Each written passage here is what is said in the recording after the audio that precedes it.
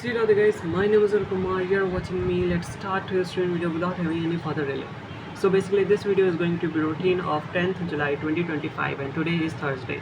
So basically in this video I'm going to share you like what is actually happening in my today's routine video. So let's start today's routine video without having any further delay.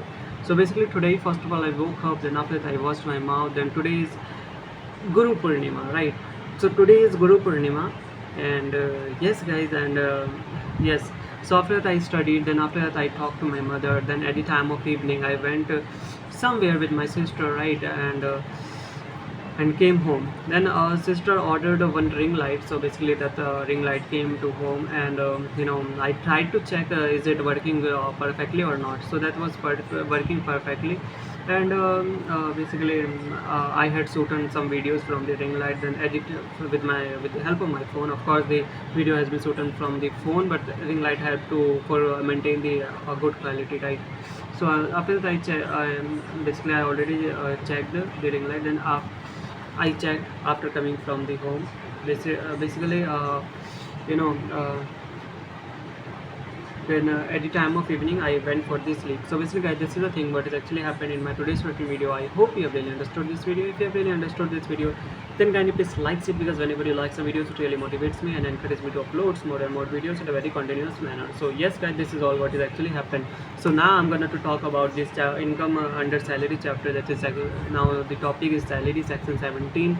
Subsection 1, salary includes the following: wages, any annuity or pension, any gratuity, any fees, commission, perquisite, or profits in lieu of or in addition to any salary or wages, any advance of salary, any payment received in respect of any period of leave not availed by the assessee, the portion of the annual accretion in any previous year to the balance at the credit of an employee participating in recognized provident fund to the extent it is taxable, therefore income deemed to be received in India, section in second and chapter.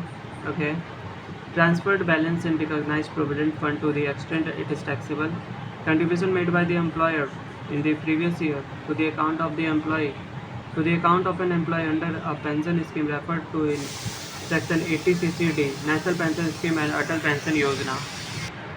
So following are included in salary: voluntary retirement payments, remuneration for extra work, salary from more than one source, employer whether former, present or prospective employer, allowances, perquisites received in cash or in kind from employer, remuneration to director from his company if the director is employee of the company, profits in lieu of salary, any amount due to or received by the employee in lump sum or otherwise prior to employment or after cessation of employment.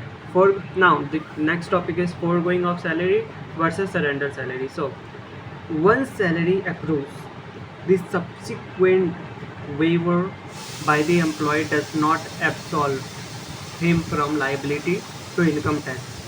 Such waiver is only an application of the salary income and hence chargeable to tax. However, if an employee surrenders his salary to the central government under section 2 of the voluntary surrender of salaries exemption from taxation act 1961, the salaries surrendered would be exempt while computing his taxable income. Okay, now basis of charge, section 15, salary is chargeable to tax either on due basis or on receipt basis, whichever is earlier. Hence taxable salary includes salary paid or allowed, um, salary paid or allowed on receipt basis. Salary paid including advance salary is taxable under the head salaries in the year of receipt. Allowed means allowances or perquisites given in cash or kind. Note, such advance salary shall not be included again in the total income when the salary becomes due. Outstanding salary on due basis. Salary falling due is taxable under the head salaries in the year in which it falls due, whether it is paid or not. Note 1. Salary due is different from salary accrued. Salary accrued is not taxable unless it becomes due. Note 2. Such due salaries shall not be included again in the total income when it is received. Arrear salary. Any increment in salary with a retrospective effect which have not been taxed in the past, such arrears will be taxed in the year in which it is allowed. Arrear salary are taxable on receipt basis. So yes guys, this is all what is actually clear here. So now I'm just gonna to do just here is a one illustration one. Let me read this. Am I able to solve this question or not? Let's check. Mr. X joined A Limited for a salary of rupees 5,000 per month on 1st June 2018. Okay, Mr. X joined A Limited for a salary of 5,000 per month. Okay, on 1st April 2018. Okay, in the year 2019-20, his increment decision was pending. Okay, the salary's increment was not happening. On 1st April 2022, after 2 years, his increment was finalized for the 2019-20 rupees 1,000 per month, and for 2020-21 1,500 rupees per month.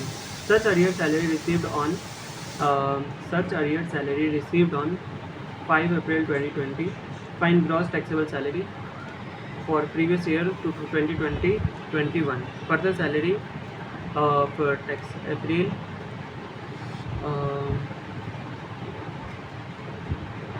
further salary of April 2021 has been received in advance on 15 March 2021.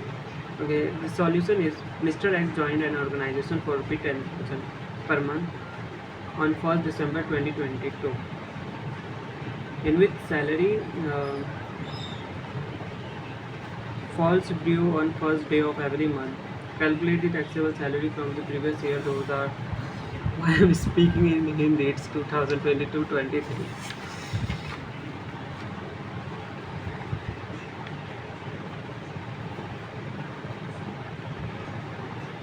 So I'm just checking the solution, right? Basis of salary. It is the sum paid by employer to employee as salary and shall be fully taxable. Okay. Pay scale, grade system. It is a system of payment where increment scale is pre-known to employee. Example: basic salary is given rupee 5,000, 1,000 till 8,000, then 2,000 till 12,000.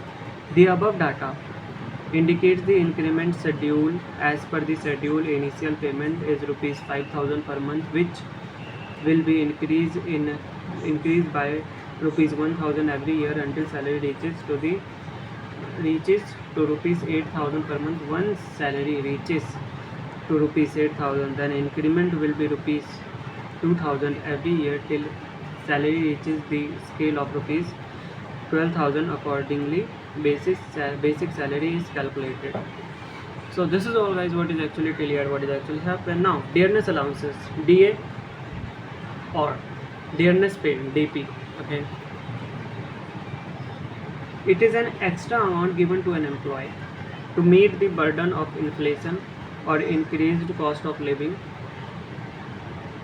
This is fully taxable. Okay, fees. An employee may be given, apart from basic salary, extra remuneration for doing a specific job under the terms of employment. Such extra remuneration is termed as fee and shall be fully taxable. Commission. It may be a percentage. It may be as a percentage of turnover, or as a percentage of profit. In either case, it is taxable. Bonus. Bonus may be contractual or voluntary. In either case, it is fully taxable. Contractual bonus is taxable as bonus, whereas voluntary bonus is taxable in the year of receipt. So yes guys, till yet I think that this is all what is actually happened till yet, right? So to the upcoming videos I would like to discuss about the topic allowances. Basically allowances, if I tell you, it is here is a definition what is actually written. Allowances means fixed quantum of money given regularly in addition to salary to meet particular requirement. Allowances may be following three types: fully taxable allowances, partly taxable allowances, fully exempt allowances. So these are the some topics I would like to discuss to the upcoming videos. So till yet I have covered some basic portion, maybe I think so covered from the income under salaries, right? So this is all guys. what actually happened. So I think that guys, it is all enough for today guys. So let's end the video guys. See you away. Bye bye.